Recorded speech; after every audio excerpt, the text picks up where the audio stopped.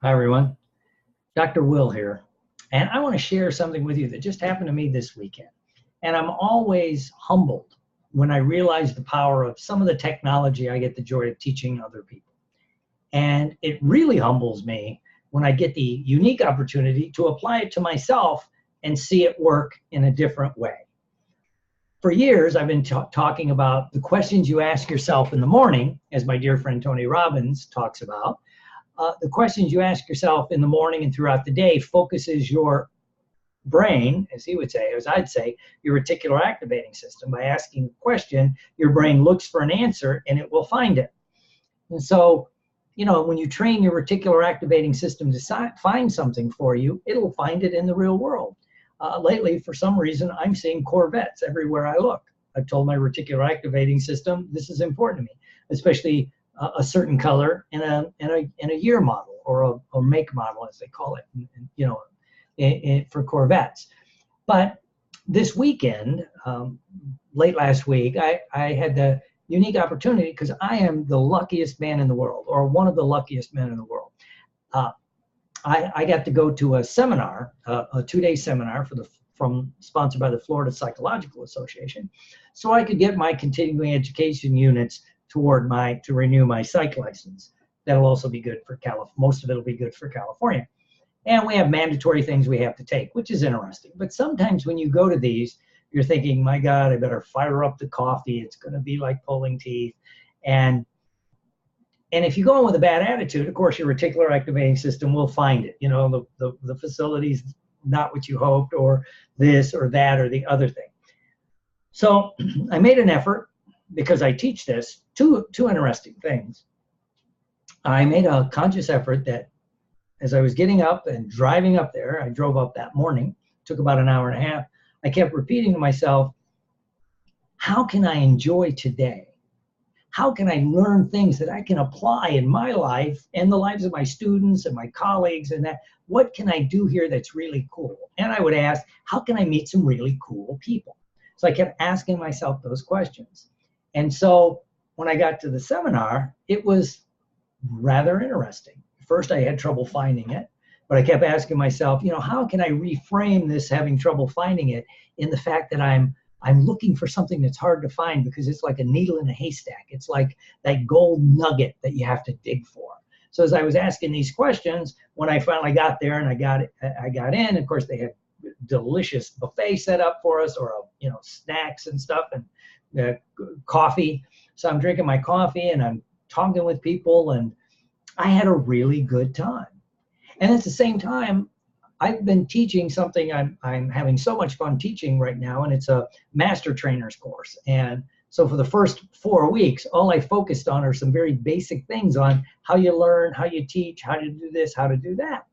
And then we're going to get into specifics of how to be a master trainer. But first, you have to go back and get things in a different mindset. And it was kind of interesting. The first speaker is considered one of the world's top 10 psychologists. Meacham. Excuse me for not knowing it off the top. I don't have my papers in front of me. But he's a professional speaker, obviously now, and retired professor emeritus and all that. And so sometimes you gear up for it's going to be a professorial talk. He was funny. He was engaging. He was everything I would teach a trainer to be. And I'm sitting there thinking, wow, this is a great opportunity. And some of the things he said was really cool, that I've already been sharing out there in the world. Again, my question was, how can I use this information? He presented all the clinical research. As you know, psychology is great in clinical research. He had all the clinical research that said there is absolutely no bonus or no efficacy to using one therapeutic intervention over another, whether it's cognitive behavioral, rational emotive, whatever. They're all the same in the efficacy long term. The only thing that they found long term that says how effective you are as a change agent or a therapist, or in their case, psychologist, is the therapeutic relationship with the client. And I'm like, fascinating, because I instantly transferred that into my mind into the hypnosis and the NLP world. I go to conferences and people are arguing, this is the only way, whether it's timeline or regression or Ericksonian, or they make fun of, you can't read a script. But I'm sitting there going, well, now the research actually says all of those will be the same. The only thing that will say whether you're good or not is your therapeutic relationship with your client. So I'm like, fascinating. This is going to be so much fun. And so I'm sitting there doing that. And then he got to something that I went, pow, boy, it's there again. He talked about having a beginner's mind, why it seems like sometimes new therapists, new psychologists are more effective than people with a lot of experience. And you've heard me talk a lot lately about, I call it the paradox of knowledge. The more knowledge you get, sometimes you lose your effectiveness or you get stuck. And basically what happens, you lose your beginner's mind, as he talked about. And so I'm sitting there going, wow, I can use this. You know, this is wonderful. And I've been saying that. I actually just said that in the Master Trainer, that you got to have like a newbie's mind, right? And if you're training people in hypnosis, NLP, sales, marketing, whatever you're training, you have to train it with a beginner's mind, thinking what is this like? You can't assume what anybody knows. And so it was just so wonderful to hear it and have it be validated at that level. So I was having a wonderful time. And then over the course of the weekend, we had several speakers, and some were very professorial, very professorial. That's a nice way to say dry. Not that their material was not hands down good. A lady did a wonderful presentation on EMDR, right, which fired me up, remembering, hey, I took this back in the late 80s, early 90s. I should get back into this. But she's not a professional speaker. And a couple of people were like that. Now, some of the people, this is what they do for a living. They speak, they train, they do certain things. They were funny, they were engaging. It was a lot like being at a hypnosis or an NLP conference. Some will be very professorial. Again, not saying that the material is not good. And then some that give you good material, but they make it fun, they make it engaging. Of course, that's my style. So it was like, I was taking notes on the presenting style, you know, and that. And you know, how I can use this as teaching. And again, I got some information we can use. And again, when I would ask myself these questions, when I kept asking myself the better questions, I got better responses. I got better responses.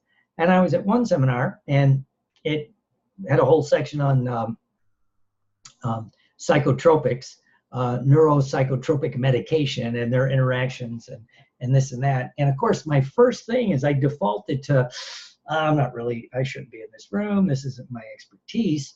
But then I said, no, how can I use this information? And when I flipped my brain, turned that switch, this is cool. I could use this. I could use that, right? And then I had a decision to make.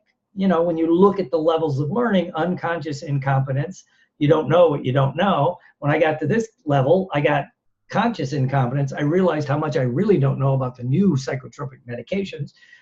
Since I left the prison system, being the clinical director of a prison unit, I haven't really kept up on a lot of the new psychotropics and how they interact and pathways and half-lives and all the stuff I learned when I was at the prison. So now I'm at that level, I'm consciously incompetent. Now I can decide, do I want to get consciously competent? Do I want to take a 2 or 3 day training in, psychotropics, neurological psychotropics? Not really. I got enough on my plate. I think it's fascinating. There are experts in that field. I defer to them. But again, that was freeing. It's like, I don't have to know this. Here's a great resource. I got his card. He said, have any questions? Shoot me an email. I'll happily answer it. Or he teaches at a couple graduate schools. He goes, I'll give it to the graduate students because they are basically, slaves. And so I can get them to go do the research and I will get an answer for the people. And so it was freeing. And he was funny. He was engaging. He made it personal. He self-effaced. It was a great experience for me as a trainer. And again, it was something I needed to be at. And when I asked the right questions, I began to get different responses. So when I have that opportunity, it makes me realize that I am really one of the luckiest men on the face of the earth. Not only do I get to teach what I love for a living, I also have a hobby that I get to do what I love. And they kind of go together in certain ways. And it's just been a blessing beyond my wildest dreams. I meet interesting, fun people. And I met some people there that I kind of seen in passing at some of these continuing education things that I have to go to, but I probably wasn't asking the right questions. I met some really charming, funny people that I'm on my list I want to get to know, including one of the best sports psychologists in the United States. He's I knew he was here. I didn't really know who he was, but it's like, hey, let's hang out. I gave him a copy of my book. We're sitting there talking, and they're hungry for the same information we are, in a different way, but for the same information: how to be better, how to be more effective, how to impact your clients better, and their big thing sounds like one of ours: how can I be of service at a higher level? How can I help you get what you want? That's my job. I don't care if you're a hypnotist, an NLP, or a psychologist, a social worker, an alcohol and drug counselor. Our job is to serve and to drop our idea that it has to be about me or my ego. And when I put that aside, and it was so nice to be at a conference where no one knew me. And, so it was nice just to have fun and blend in. And it was a wonderful experience. So again, it goes back to, if you ask the correct questions, it begins to reframe your mind. And so it's really focused me to do this every morning again, which I teach in my life coaching course about, what are the questions you ask yourself in the morning? How can I enjoy the day? How can I be a better husband, father, whatever it is that you're doing that day? How can I be more productive? And I've started asking, and I encourage everyone to do this experiment with me. Just this question, if nothing else: how can I get more done in less time and have fun? How can I get more done in less time and have fun? And your brain will find a way. If you let go of how it has to happen, your brain will go, who knows what it'll do? It's beyond understanding, as some of the spiritual texts talk about. So I'd like to thank you. I just wanted to do a quick shout out, if you will, a podcast and a YouTube on the idea that it's so wonderful to use the technology that we have for ourselves and see the magic. Because again, going back to what I call the paradox of knowledge, the more knowledge you get, it can hold you back from being effective, because you start pigeonholing people. When I was at the FBI Academy for the crisis negotiation, hostage negotiation, one of the things they talked about is you had to let go of knowing so much. Because as everybody in the room was a police officer except for me and a couple other people.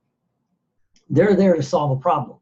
And they talk about how if you're a police officer, a medical doctor, especially the more experience you get, you start hearing something, you're able to, in our case, diagnose it and know what you're going to do next. Where in this example of crisis or hostage negotiation, your job is to just listen, just keep them talking, not to jump ahead. And it's so hard to do. It's like when you're a parent, especially by your second kid, they don't even get the sentence out. You're already yelling at them or doing corrective procedures. And so it was so wonderful to go back to that kind of mind and get to experience it. And the other aspect of what I call the paradox of knowledge is that you have a better database to draw from, which is useful if you want to help people, but at the same time, on ourselves, because you have so much information in your mind, when someone tries to help you with especially in our world of hypnosis, NLP, and EFT, and some of the other technologies like that, or even psychotherapy, when someone goes to help you, you automatically drop into, I like that. I got to remember that. Oh, I should write that down. I can use that for Joe or one of your clients. Or, oh yeah, I forgot about that. You're not experiencing it, you're analyzing it. And you're actually, in my opinion now, you're blocking it from settling into your subconscious mind, because you're staying in the higher levels of thought. Current thing I'm teaching also is called a hierarchy of thought. What level of thought that you're in, which ties into a naturalistic theory of hypnosis, which is something we're working on. And when you stay up there, you don't feel the visceral impact of what you're doing, as opposed to the first time someone did an NLP technique, you were going, wow, or the first time you were hypnotized, or the first time you had a psychotherapeutic intervention, and you went, whoa, and it shifted. But then again, I call it the paradox of knowledge. And so I encourage you to get back to beginner's mind. Maybe another question you ask yourself: how today can I have a beginner's mind? And I'll close this with, it kind of always comes back around. Everything in our lives is like the infinity sign. And as I was hearing the guy talk about the beginner's mind, and I'm running all this in my mind, I remember one of my most impactful martial arts teachers, Nishiyama.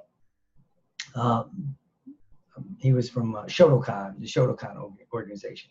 But he talked about, I can't do a Japanese accent, but he would talk about, you have to have a beginner's mind.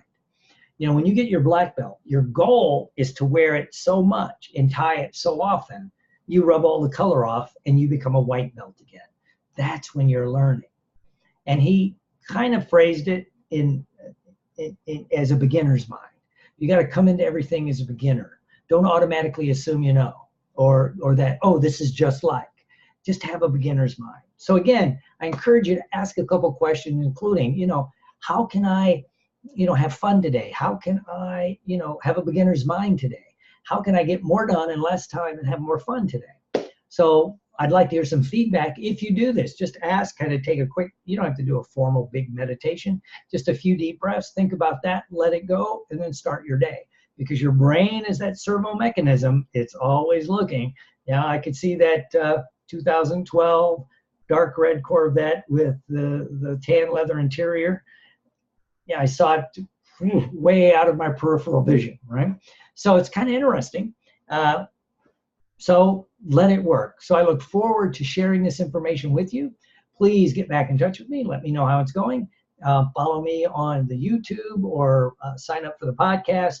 Please like and share this as much as possible. That's, it's information anyone can use. So have a great day, and I look forward to helping you as we trudge the road to happy destiny.